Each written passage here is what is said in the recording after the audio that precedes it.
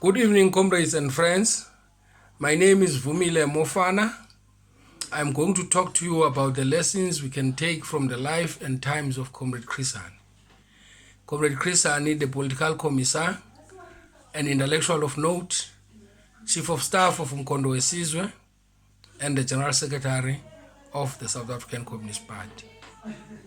Comrade Chris was born in Kofimvaba in a village called Sabalele.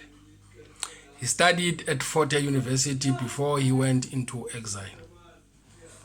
I'm going to focus more on the much talked about Chrisani Memorandum, which was written and signed by 6 comrades in 1968, shortly after the Wangi and Sipolilo campaign. As it would have been expected, in every revolution, you suffer casualties. Coming from the Wangi and Sipolilo campaign of 1967, Comrade Chrisani was particularly perturbed by the lack of appetite to discuss lessons coming from the revolution, the state of the organization, and observable lack of direction. Henceforth, they decided to craft a memorandum which was signed by 6 comrades. Among the signatories were Comrades Chrisani himself, Comrade Jack Mbengwa, Comrade Leonard Pizzo, Comrade Ndabenkosi Fipaza, Comrade Wilmot Hembe, as well as Comrade Jackson Mlenze. Chief among the issues they raised in the memorandum were growing levels of corruption, crass materialism and opulence. According to them, it was not understandable as to how certain individuals and comrades were becoming rich when they were working for the liberation movement. They also identified creeping challenges in the intelligence services as well as the deepening crisis in the organization. If you look at these challenges, you can easily conclude that these are similar challenges we are confronted with today in our political party and the liberation movement. So more than anything, these comrades were calling for organizational renewal.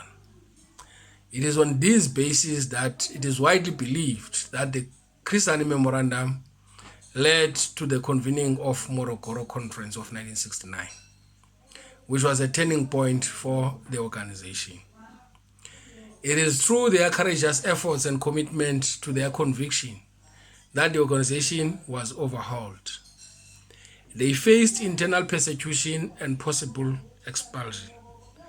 In fact, Comrade Chrisani, together with the signatories to the memorandum, were expelled from the ANC. And thanks to the efforts of comrades like Jack Simons and other comrades who were supportive during their isolation and made sure that they were reinstated. Chrisani himself noted that after the Morogoro Conference, the ANC never looked back.